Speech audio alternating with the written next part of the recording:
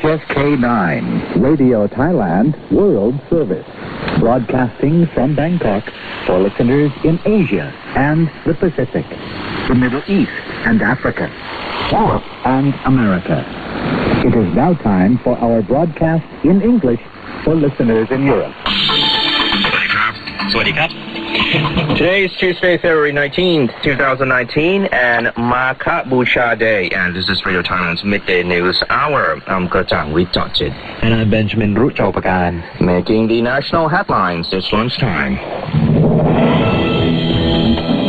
The Prime Minister affirms the government's intention to prohibit the use of paraquat in the country as soon as possible.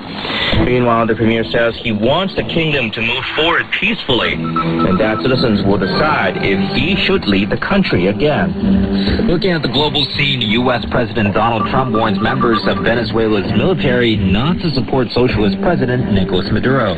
On the business agenda, the Thai Chamber of Commerce expressed its confidence that the Thai economy will expand between 4 and 4.3% this year.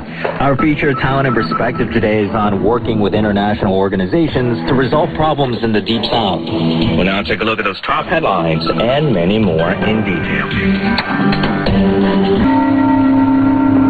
That concludes our program in English for listeners in Europe.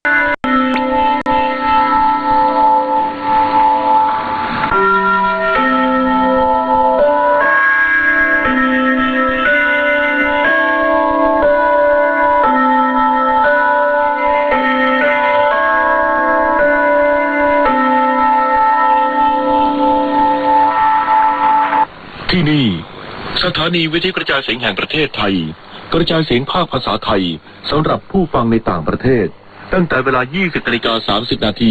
ถึงเวลา 21:00 น.